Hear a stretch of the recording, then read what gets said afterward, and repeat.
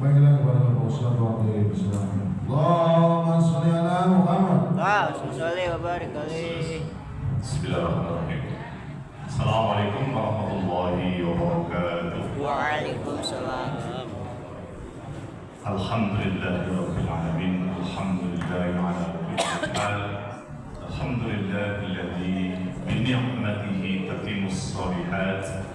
Alhamdulillahilladzi an'amna 'alaina bi ni'matil iman wal hidayah wat tawfiq wal inayah was sihatul afiyah. Asyhadu an la ilaha illallah wa asyhadu anna Muhammadan 'abduhu wa rasuluhu alladzi la nabiyya ba'dahu wa rasuluhu. Allahumma shalli wa sallim wa barik wa karim 'ala nabiyil karimil mustafa Rasulullah Muhammad sallallahu alaihi wasallam wa 'ala alihi wa ashabihi wa junudihi wa ansarihi man jahada fi sabili bi haqq jihadi ila yaumiddin. Subhanaka la ilma lana illa ma 'allamtana innaka antal alimul hakim. Rabbi shrah sadri wa yassir li amri wahlul 'uqdatam min lisani yafqahu qawli. Hadirin wal hadirat, pengurus DKM, pembina, jemaah sekalian yang dicintai Allah Subhanahu wa taala, kita khususnya yang kita cintai dan mudah-mudahan juga selalu sehat walafiat kita. Bapak Ibu yang saya muliakan, mungkin beberapa waktu lalu saya sempat menyampaikan kalau pada hari ini saya ada kemungkinan izin tidak bisa mengisi karena rencana pengen ke luar kota, namun ternyata agendanya saya undur karena masih ada kegiatan sampai kemarin di sekolah. Jadi saya waktu ketua ini untuk menyampaikan kalau hari ini saya insya Allah masih bisa hadir, dan insya Allah Bapak Ibu kita manfaatkan waktu yang sangat berharga ini. Agak mengganggu lampunya, matanya jadi kayak ikut pusing Pak, pelangi. Ya, jadi dari pelek yang mengantuk ininya nggak bisa dimatikan. Udah berapa ya? Tiap hari begini.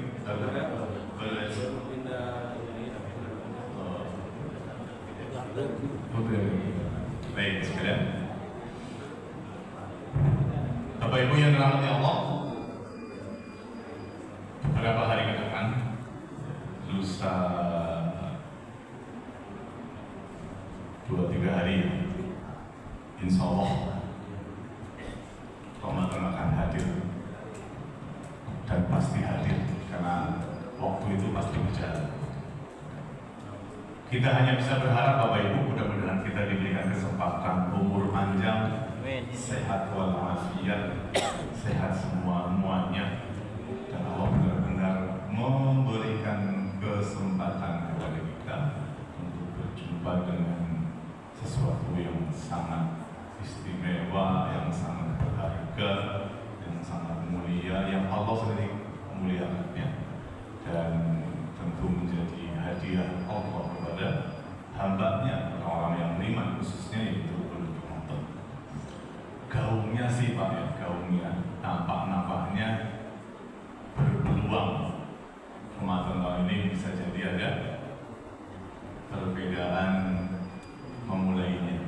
Nggak masalah Pak, nggak masalah, karena ada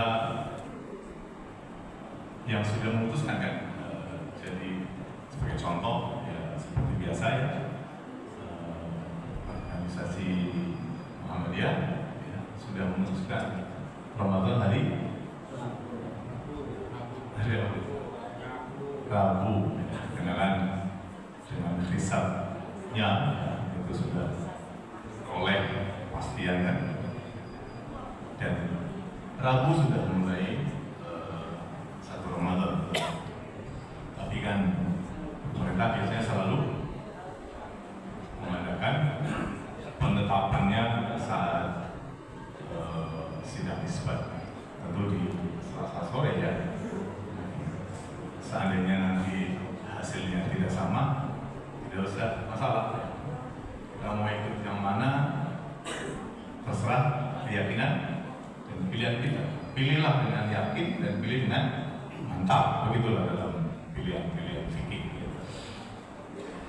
tidak ada yang salah. Kayak cuk candaan para kiai kan gitu. Subuh baik kunut, subuh nggak baik kunut, dua-duanya benar. Yang nggak benar, Sholat. yang sholat subuh. Ada lagi prinsip nih, awal-awal sudah pakai cuk. Dan kiai besar sering ceramah. Oh sekarang mah orang-orang Muhammadiyah sama NU udah kompak banget, udah nggak pernah permasalahan kunut, nggak pernah lagi. Kalau gue sebenarnya itu nggak masalah, cuma cuk aja. Cuknya jatuhnya kepada sindiran telak. Iya sudah nggak pernah ngeramein kunut subuh, nggak pernah, karena dua-duanya sudah pada nggak sholat subuh. Sebagian warganya itu nggak, kalau kita nggak bisa. Kita sholat subuh tepat waktu, alhamdulillah di masjid lah. Nah, mudah-mudahan Allah kasih kita karunia untuk bisa menjadi ahlul masjid sampai mati, sampai akhir hayat kita, sampai titik darah pembalasan kalau kata itu orang-orang politik. Saya bilang mati-matian gitu, sampai titik darah penghabisan. Kalau kita bela apa akidah ini sampai mati, betul. Bapak sekalian rahmati Allah. Ramadan adalah prime time. Kita coba hari ini ngomong-ngomong tentang spesifikasi dan spesial Ramadan. Ramadan adalah prime time. Apa prime time, Pak? Istilahnya itu tak angkat, Pak. Apa? Biar nanti kita menyambungkannya menjadi jelas gitu ya. Bahwa Ramadan prime time dari Allah untuk kita. Kita pun harus menyambutnya, mensikapinya dengan spesial, karena itu adalah martabak spesial. Martabak yang telurnya berapa spesial, Pak? Telur 2, telur 3, telur 5 itu beda harganya, Pak. Nah, Bapak sekalian, prime time, waktu yang paling mahal, waktu yang paling utama. Bapak Ibu, Allah menciptakan bulan 12 bulan. At-Taubah ayat 36. Sebelum sampai bulan Rajab kita pernah bahas ayat itu. Jadi kalau menciptakan langit dan bumi, khalaqas samawati wal ardh, Allah juga menciptakan bulan sekaligus sebanyak 12 bulan. Lalu di ayat itu Allah bilang ada juga yang prime bulannya, minha arba'atun hurum, kata Allah. Di dalam yang 12 itu kata Allah ada 4 yang dimuliakan. Kan sudah kita bahas dulu ya. Dalam hadis disebutkan, Allah nggak sebutkan di situ nama bulannya, cuma mengatakan minha, dari yang 12-nya arba'atun hurum, ada 4 bulan yang dimuliakan. Bahasa hadisnya menjelaskan 3 berurutan, 1 sendirian. 3 itu adalah Zulqa'dah, Zulhijjah, bulan haji, sama Muharram. Yang derekan nyempil apa? Rajab, kan? Itu dalam hadis begitu. Itu bulan yang disebut minha arba'atun hurum. Maka secara bulan juga ada prime time-nya. Di antaranya waktu-waktu yang berharga banget, Pak, dalam konteks bulan adalah hari-hari di 10 pertama bulan Ramadan, hari-hari di 10 hari pertama bulan Zulhijjah, bulan haji. 10 hari pertamanya itu luar biasa, yang ada prosesi haji Arafah. Lalu yang kedua adalah 10 hari bulan Muharram, maka ada sunnah puasa Asyura, kan? Di tanggal berapa? Terutama di tanggal berapa yang berkaitan dengan istilah Nabi Musa?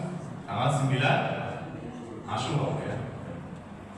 Kemudian ada prime time lagi, yaitu adalah 10 hari akhir bulan Ramadan, yang di sana ada Lailatul Qadar. Nah, itu di antara bulan-bulan yang diutamakan. Tapi dari semua bulan yang diutamakan, ada bulan yang lebih diutamakan lagi, yaitu bulan Ramadan. Karena di situ Allah salah satunya yang membuat Ramadan mulia, Bapak Ibu, adalah karena dari saya baca ayatnya, ayat 185, Syahrul Ramadan alladzi unzila fihi Quran, dan seterusnya. Bapak Ibu, posisi prime time itu analoginya gini, Bapak Ibu. Analoginya ya, supaya gampang kita memantapkan niat untuk memaksimalkan Ramadan sebagai prime time kita. Ya. Bapak Ibu punya makanan, masing-masing punya makanan kesukaan kan Pak? Ya, misalnya Pak Pembina punya makanan kesukaan, soto,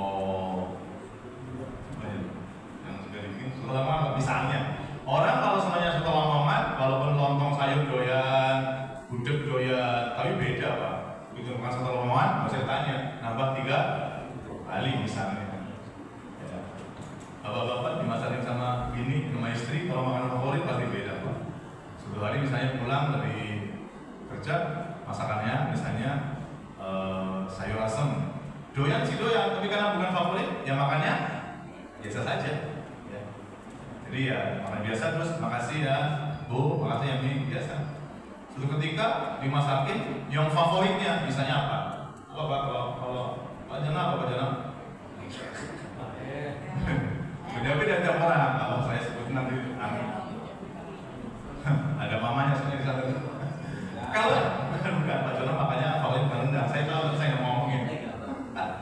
Kalau dimasakin yang favoritnya pasti makannya lah bisa nambah 2-3 kali. Terus terima kasih sama bininya, makasih ya, enak banget kira-kira gitu. Spesial Pak, spesial thank you. Kenapa? Makanan favorit. Allah juga mencintai semua amal ibadah hambanya, tapi Allah juga punya amalan yang paling Allah favoritkan dari hambanya. Analoginya begitu Pak. Nah Ramadan itu adalah amal-amal yang oleh Allah selain dicintai, difavoritkan oleh Allah. Maka kita juga menganggap bahwa Ramadan adalah prime time kita, bulan utama yang mesti kita sikapi dengan jangan datar-datar gitu aja Pak. Itu makanya kita suka mengadakan apa? Tarhib Ramadan. Kayak sekarang saya temanya kan tarhib lah, 2 kali terakhir kan menyiapkan Ramadan. Salah satu bentuk tarhib persiapan kepada masuknya Ramadan adalah ngomongin ilmu kasanah tentang Ramadan supaya apa? Terdorong, termotivasi, tersemangati. Bagaimana mungkin orang akan terdorong dengan memaksimalkan Ramadan kalau nggak ngerti ilmunya, betul Pak? Nggak ngerti ilmunya bagaimana terdorong, ngerti ilmunya, ngerti mahalnya. Oke Pak, pinjam jam tangan atau saya pakai jam tangan?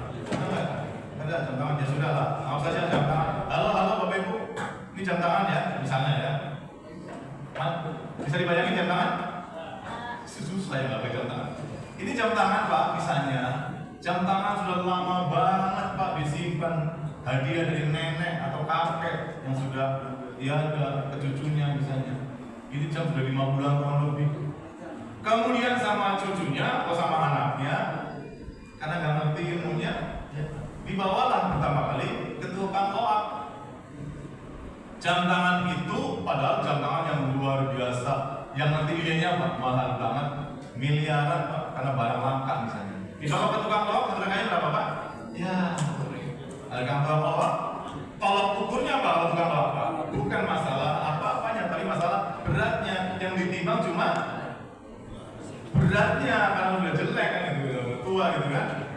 Tukang loak tahunya cuma ukuran membebani, maksudnya ukurannya cuma beratnya saja. Dihargailah 10.000. Bawalah ke tukang servis jam, counter itu. Oh iya ini jam lama, ini mati nih, kalau gitu diservis. Dihargailah sama tukang. Boleh saya beli? Boleh Pak, boleh. Dibelilah 100.000. Ya karena dianggap biasa saja Pak. Tapi begitu jam tadi ketemu sama kolektor benda antik, benda-benda langka, berapa Pak harganya? Dia tahu tuh jam tahun sekian, keluaran tahun sekian, harganya tahu banget di tataran benda antik. Ternyata dia bayar 1 miliar. Ketinggian Pak, ketinggiannya berapa sih Pak? 10 juta deh, 10 juta. Lihat Pak, 10.000, 100.000, 10 juta, barangnya sama. Perbedaannya di mana Bapak Ibu? Perbedaannya di mana? 1 tukang loak, 2 tukang servis, 3 ahli kolektor benda kuno. Perbedaannya di mana? Cara pandang kepada nilai itu yang berbeda. Bisa dipahami Pak? Lah kalau Ramadan dipandangnya biasa saja, ya datang pergi biasa saja. Tapi kalau Ramadan dipandang sebagai kayak yang kita bilang prime time bulan yang penuh spesial dari Allah, oh kita nggak main-main Pak, akan kita siapin. Siap banget Pak, 10.000 bahwa cuma ukurin barang bendanya beratnya saja. Jadi bagaimana memandangnya tergantung ilmu yang ada dalam dirinya. Maka kefahaman itu menjadi sangat penting. Nah, kita ngomongin Ramadan sebagai bentuk persiapan. Tarhib Ramadan bahasa yang sekarang sedang banyak diistilahkan ya. Tarhib satu akar kata dengan kata-kata marhaban. Sering dengar kata marhaban? Marhaban bahasa agamanya selamat datang. Orang Arab tuh kalau terima tamu marhaban ya. Dari kata rohaba pakai ha ya Pak, jangan pakai ha. Tarhib dengan tarhib itu beda jauh. Artinya apa? Tarhib itu seperti yang kita bilang tarhib Ramadan, marhaban. Kalau tarhib pakai ha ngomongnya artinya itu menggetarkan, menakutkan. Kalau tarhib membuka hati, lapang dada, lapang jiwa, luas, lega, menerima tamu atau menerima sesuatu. Rohaba, marhaban, selamat datang, hati terbuka lega, pikiran hati jiwa lega menerima, senang dengan rasa cinta menerima sesuatu. Itu tarhib, rohaba. Ya. Maka tarhib Ramadan artinya secara gampangnya adalah membuka hati, pikiran, jiwa, senang hati, suka, cita akan datangnya tamu yang sangat spesial bernama Ramadan. Jadi dibuka rasa lapang kita sebagaimana lapangnya sebuah tempat untuk kegiatan sesuatu. Nah, hati kita dibuka lapang, tarhib. Ya, Bapak sekalian, oleh karena itu, mari dalam waktu yang terbatas ini kita lebih menguatkan persiapan fikriyah kita, persiapan keilmuan kita, memahami tentang seluk-beluk Ramadan. Bapak sekalian, tadi sudah dikatakan ya bahwa Ramadan adalah prime time, waktu yang sangat utama. Maka kita juga mesti mensikapi dengan jangan biasa-biasa saja. Bapak Ibu sekalian, apa yang membuat salah satu Ramadan adalah prime time, waktu yang sangat berharga?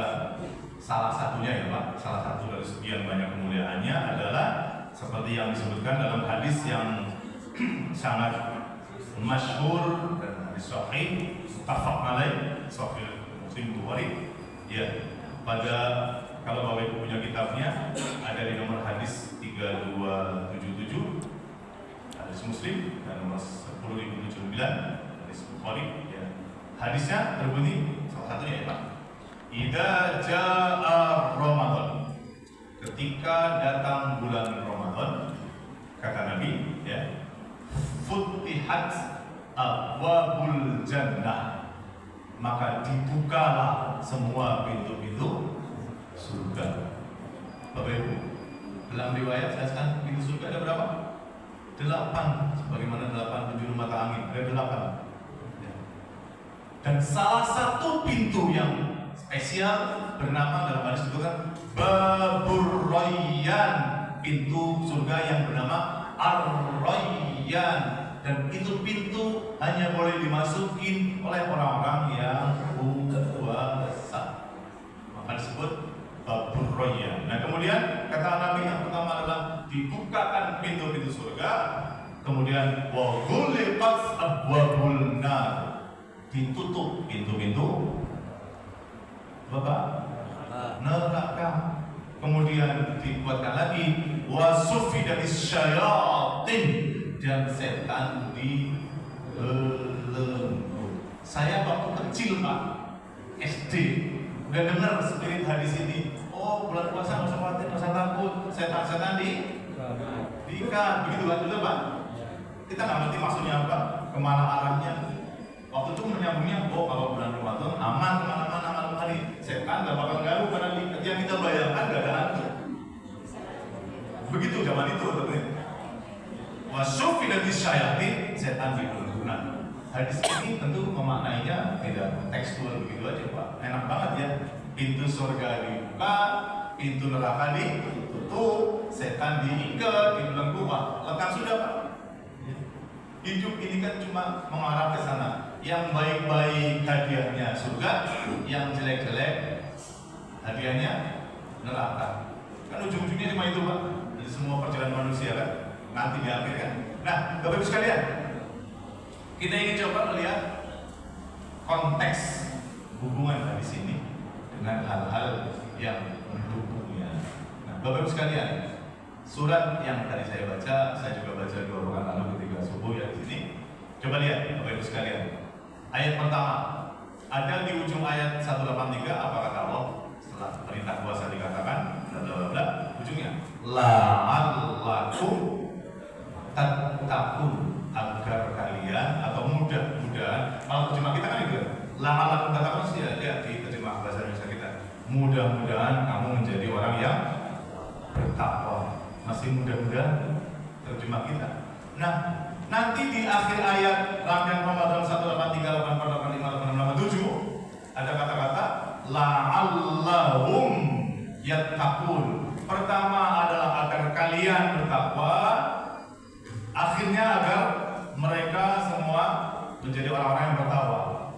Bapak sekalian, ingin saya katakan salah satu tujuan dari kum menjadi hum, dari kamu, kalian, mereka bergerak menjadi luas sekali, tapi ada makna yang terkandung di situ. Apa maksudnya? Ada peluang atau potensi. Tidak semua orang yang menjalankan puasa bisa mencapai derajat takwa. Bisa jadi ada orang-orang yang tereliminasi, betul ya? Bahasanya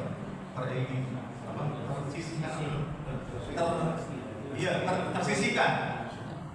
Allah sudah mengatakan dengan pasti bahwa kalau puasa atau siam dikerjakan dengan baik, Nabi juga sudah menjelaskan dengan baik dengan berbagai macam keterangan dan penjelasannya, syarat-syaratnya, pasti dengan mekanisme ibadah siam akan menjadi pribadi-pribadi yang bertakwa. Tapi ya, tidak semua orang yang berpuasa bisa menghadirkan dirinya menjadi orang-orang yang bertakwa, berpeluang tereliminasi.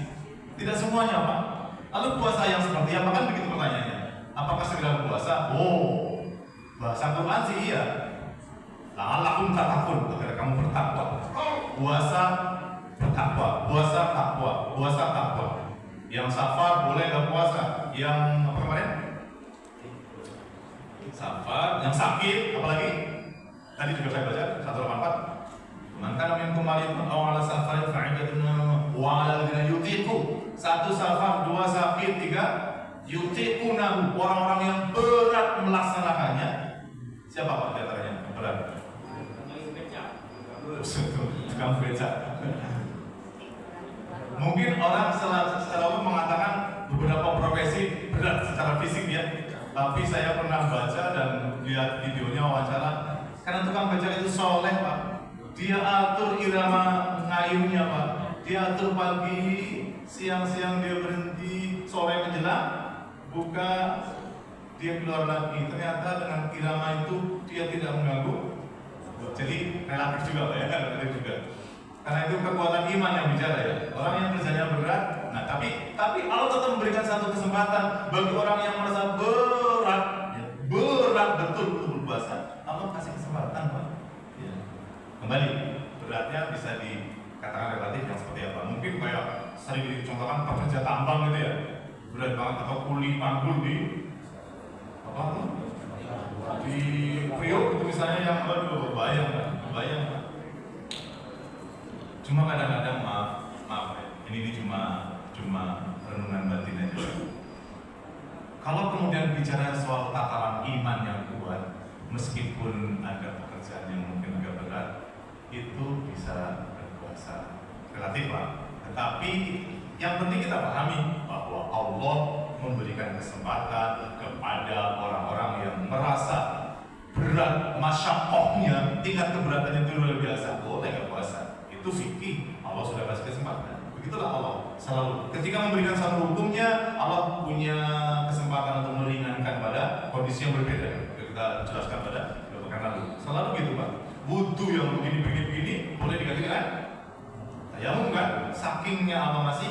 Puasa yang begini boleh dengan ganti yang lain. Nah, yang terakhir. Nah, Bapak sekalian.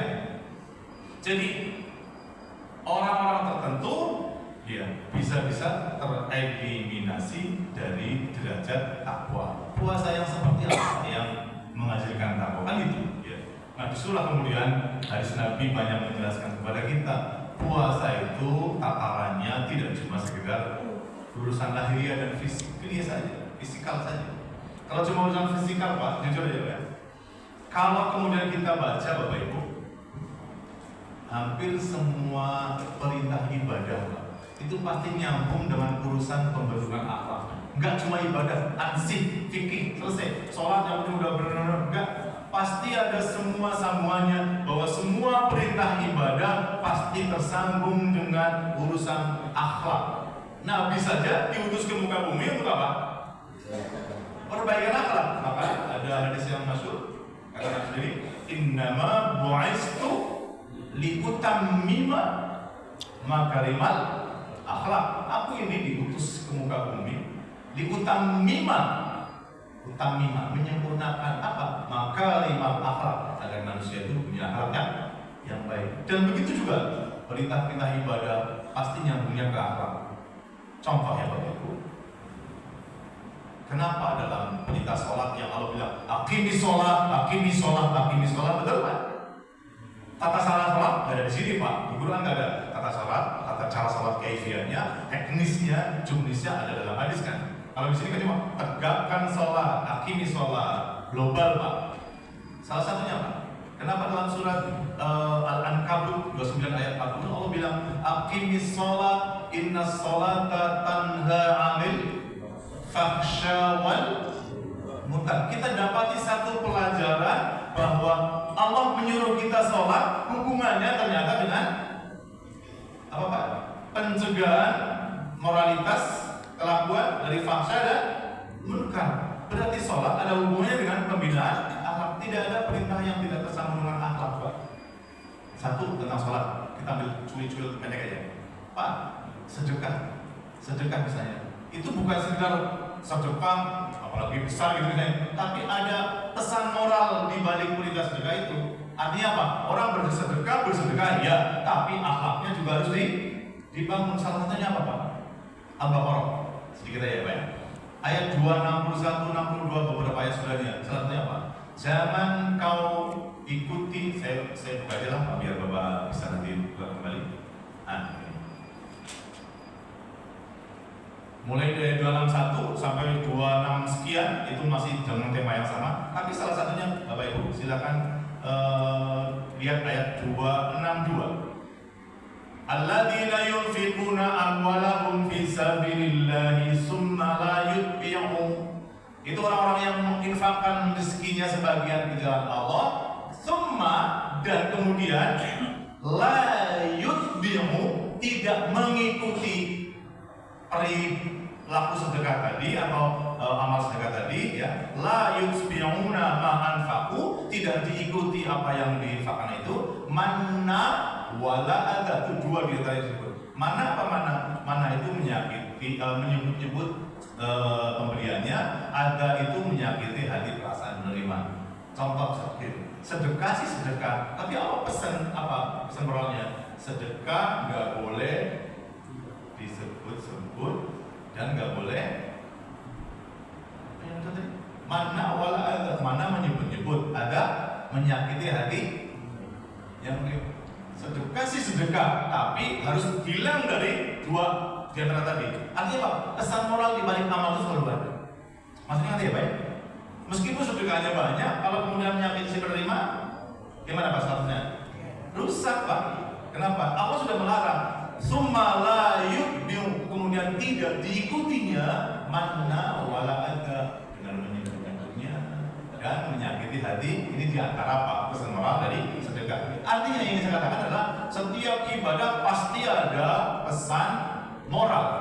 Pun demikian apalagi puasa Pak. Apalagi puasa adalah ibadah yang difavoritkan oleh Allah. Sekali lagi ada kata-kata favorit. Semua amal ibadah itu pasti dicintai oleh Allah. Tapi ada amal ibadah yang difavoritkan oleh Allah. Apa Pak jawabannya?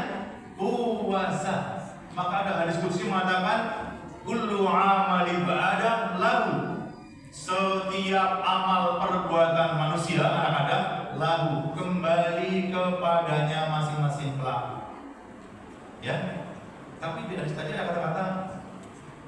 illa qala ta'ala illa siyam, kecuali puasa. Lalu Allah sambung dalam diskusi tadi, fa innahu li wa ana adzibihi. Itu bahasa Indonesia. Maka puasa itu adalah untukku, fa innahu, maka puasa itu adalah li, apa li maksudnya? Kembali ke Allah, untukku, wa ana adzibihi, dan aku sendiri yang akan membalasnya. Jadi pahala puasa nggak disebut sekian-sekian, sholat derajatnya sekian-sekian, ada sedekah ada, baca Quran ada angkanya. Baca Quran berapa Pak pahalanya? Setiap satu huruf. Misalnya ini misal contoh, ada angkanya berapa? Berapa? Satu huruf berapa ganjarannya? 10. Minimal 10. Dari mana? Kata siapa? Kata Pak Ustaz. Jangan. Kata Allah misalnya. Jangan kata Nabi. Baik, saya sebutkan nih. Bapak Bu, memotivasi kita. Kata Nabi, man qara'a harfan min kitabillah falahul hasanah wal hasanatu bi'asyri amsalihha. Siapa yang membaca satu huruf dalam Quran, ya, maka baginya 10 kebaikan. Itu kata Nabi ya, Pak. La aqulu alif lam mim harfun wa mimun harfun wa lamun harfun, kata Nabi. Aku tidak mengatakan alif lam mim satu huruf, tapi alif satu huruf, mim satu huruf, lam satu huruf. Maksudnya apa? Ini sedang memotivasi bahwa satu huruf saja nilainya sudah 10 lah. Bagaimana kalau kita baca seayat, dua ayat, satu surat, satu lembar, 2 lembar, bahkan khatam, kebayang berapa nilai pahala. Setiap satu huruf adalah 10 kelipatan pahala. Itu di bulan biasa, apalagi di bulan Ramadan. Ada nggak Pak orang yang baca Quran satu huruf terus suka potong mati? Ada nggak Pak? Yasin, Shadaqallahul Adzim. Ada nggak huruf Quran yang cuma satu? Sudah. Ada. Surat apa Bu? Iya, Bu pinter. Oh, surat Qaf Pak, surat 50. Itu namanya cuma satu huruf. Apalagi Bu? Ayo. Nun, ya Pak. Lagi sana nih. Yaudah, coba ada. Kan nggak ada orang baca Quran. Oh, Shadaqallahul Adzim. Pelitnya ya Allah. Nggak mungkin, pasti paling nggak sekian. Nah, itu contoh. Surat Al-An'am, surat 6 ayat 160 juga ada kalimat dari Allah dengan jelas mengatakan, man jaa bil hasanat falahu asyru amthaliha. Siapa yang datang kepadaku atau siapa yang datang kepada Allah membawa hasanat. Pak, hasanat itu nama istilah untuk semua kebaikan-kebaikan. Itu namanya hasanat. Pahalanya namanya jaza atau ajrun, ya. Amalnya namanya hasanah. Semua baikan hasanah. Kata Allah bilang apa? Man jaa bi hasanah falahu asyru amthaliha. Siapa yang datang dengan kebaikan, maka baginya 10 nilai kelipatan pahala. Koma dalam ayat tadi, wa man jaa bis sayyi'at, dan siapa yang datang dengan keburukan, dengan salah, dosa, lihat kasih sayang Allah. Allah bilang apa? Fala yujza illa mislaha. Maka Allah tidak balas kecuali semisal. Maksudnya apa? Oh, matematikanya jelas. Kebaikan 1 diganjar 10, kesalahan 1 diganjar 1. Kurang apa? Tidak kurang. Kurang kita. Nah, Bapak sekalian, pasti setiap hasanat akan minimal ya Pak, dilipat gandakan berapa? 10. Itu di bulan biasa, apalagi di bulan Ramadan. Jadi Bapak sekalian, yang pasti adalah kayak tadi bahwa amal-amal itu dilipat gandakan. Nah, Bapak sekalian, kata Allah, saya ulangi lagi, setiap amal ibadah perintah Allah pasti ada pesan moral. Sholat tadi udah jawab, sedekah udah, apalagi puasa. Nah, Bapak sekalian, maka puasa yang melahirkan ketakwaan, puasa yang melahirkan pribadi-pribadi yang mutakin yang kita harapkan sebagaimana yang Allah cantumkan, tentu puasanya tidak sekedar puasa dalam tataran fisik. Puasa dalam tataran fisik atau fikih apa sih Pak? Yang penting menjaga dari yang membatalkan, dari terbit fajar sampai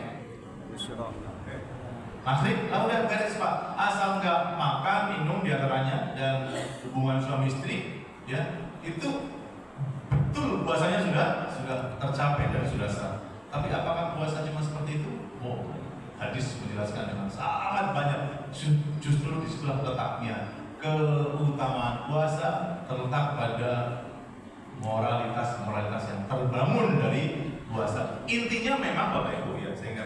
Intinya memang menahan hal-hal yang membatalkan puasa. Tapi di balik itu pesan moralnya adalah menahan segala sesuatu hasrat apa saja yang bertentangan dengan kemauan Allah. Itu yang paling penting. Saya ulangi, Pak. Tataran latihannya, bentuk latihannya menahan hawa nafsu yang utamanya adalah nafsu makan, minum, dan biologis. Itu yang utamanya, Pak. 3 utama. Tapi di balik itu sebenarnya terkandung satu pesan untuk menahan segala hal yang Allah tidak suka. Menahan hal yang bertentangan dengan hasrat Allah. Itu yang penting. Dan itu milik puasa. Dan hadisnya bertebaran banyak menjelaskan. Contoh ya Bapak Ibu. 1. Kenapa ada hadis begini?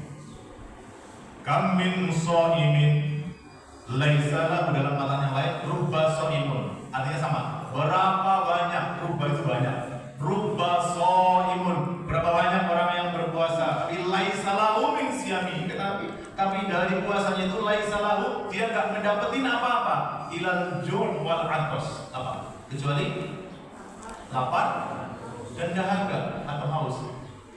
Timbul logika pertanyaan mendalam, loh, ngapain puasa? Dapatnya cuma lapar dan haus. Berarti ada something wrong kan? Ada yang salah kan, Pak? Makanya puasa secara fikih memang menahan lapar, haus, biologi iya. Tapi itu metode latihannya, pendekatannya dengan menahan nafsu yang utama. Karena nafsu utama makhluk itu adalah nggak manusia nggak hewan sama, makan, minum, biologis. Begitulah, Pak. Punten. Kalau cuma makan, minum, dan biologis nggak terlalu beda dengan yang namanya binatang saja juga puasa. Tahu puasa binatang? Contoh ular. Ular puasa nggak? Kapan? Dalam bahasa Inggrisnya belum sumi. Apa belum sumi, Pak? Ganti kulit. Lama loh, Pak. Saya baca berapa hari, buku itu atau berapa? Dia nggak makan, pokoknya nggak ngapa-ngapain sampai kulitnya ganti. Puasa kan, Pak? Karena dia nggak ngapa-ngapain, dia menahan, nggak makan, nggak minum, nggak apa saja, menahan sampai ganti kulit. Kupu-kupu, Pak, puasa nggak? Puasa dalam kepompong. Sekian lama setelah itu, luar biasa. Nah, binatang puasa. Masa ada manusia yang Tidak puasa. Bentar, maaf, pertanyaan agak menembak nih. Ada nggak, Pak, di Ramadan orang Islam yang nggak puasa? Banyak. Ada nggak, Pak? Pernah ketemu? Pernah lihat? Mudah-mudahan enggak ya, Pak. Mudah-mudahan enggak. Tapi ada ya, Pak? Ya ada lah. Orang sering lihat kok. Nah, siang-siang ngopi sama makan gorengan, kita melihat gimana tadi? Bapak Ibu sekalian, apalagi kalau ke pasar, Pak. Oh ya Allah, puasa nggak kelihatan, Pak. Saya dulu sering ke Tanah Abang, Pak. Zaman-zaman dulu masih suka beli baju, terus saya jual lagi gitu kan. Itu ya Allah yang namanya di Tanah Abang, Pak. Puasa suasananya nggak kelihatan, Pak. Karena warung makan minum semua, ya buka seperti biasa. Orang makan juga seperti biasa. Itu contoh ya, Pak. Karena ditanya Muslim nggak? Muslim, Pak. Ya kok bisa batal? Ya. Bapak sekalian, Bapak yang kami cintai. Jadi puasa letaknya bukan di sekitar tataran fikih nggak makan nggak minum, bukan. Justru Nabi mengatakan, contoh satu yang tadi katakan. Kenapa Nabi mengatakan banyak orang yang puasa tapi puasanya nggak dapetin nilai-nilai apa kecuali lapar dan haus? Itu renungan dalam. Yang kedua, contoh kalimat ini kata Nabi, man lam yada qaulaz zur. Terjemahnya bahasa kitanya, siapa yang lam yada, nggak mampu mencegahnya qaulaz zur, dari omongan yang dusta, yang kotor, yang jorok, ya, yang tidak baik, ya. Maka kata Nabi, falaisa lillahi hajatun, maka Allah laisa lillahi hajat, Allah nggak menghajatkan fi ayyada'a ta'an wa syarab. Bahasa kitanya gini, bahasa sederhananya, siapa yang dari puasanya nggak mampu mencegah kata-kata yang kotor, yang tidak baik, maka Allah nggak butuh dia puasanya. Tak ringkas gitu ya, Pak? Udah?